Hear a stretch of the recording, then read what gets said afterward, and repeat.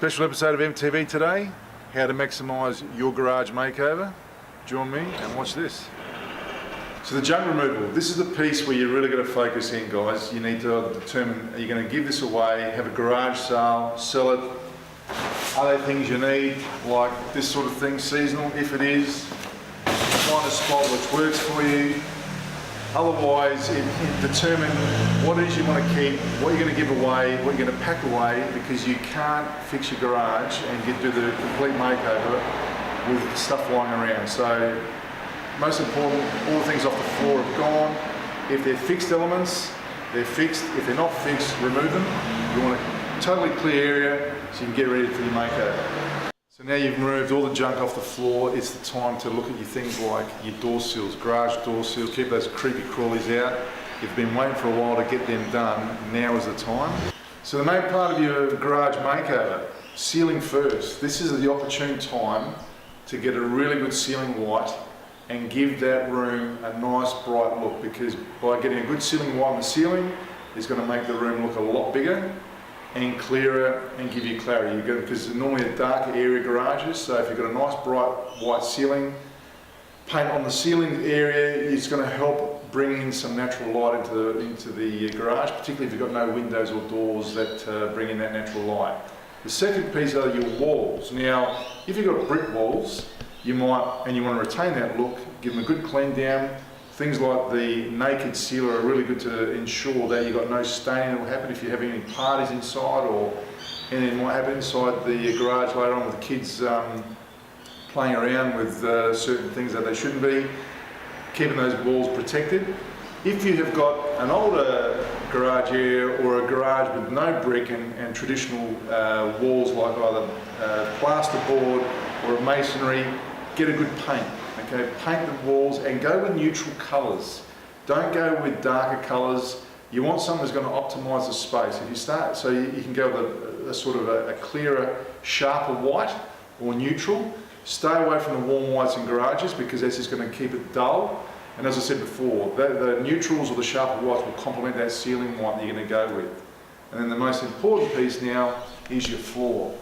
Now with the floors, these are the areas that garages cop the most, whether you've just got cars inside, if you're going to have parties in the future, or you're just utilising it as an area that you're going to have a lot of traffic. You've got vehicles that come inside, you've got things like potential oil stains, fuel stains, etc. So an unsealed floor is not a smart move.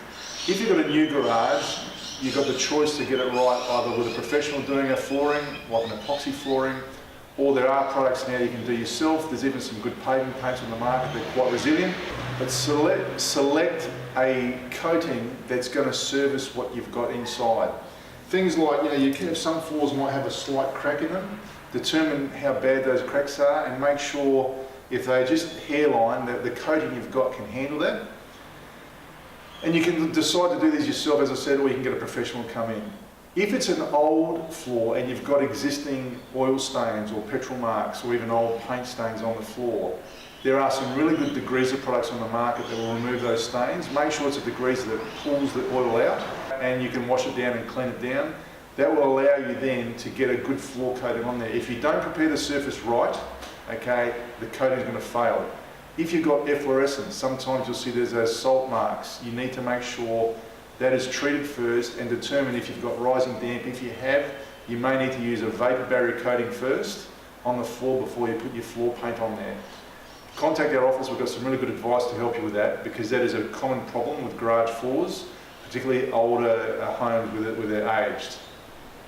And if you want to keep the concrete look, the other alternative is, again, our naked sealer, because the naked floor sealer for concrete will penetrate the concrete, it will stop those oil stains and any other spillages inside, and it allows you to keep the concrete floor that you can always give a good wash down and clean down without having to worry about putting an epoxy floor or a flake floor coating if that's not the look you want.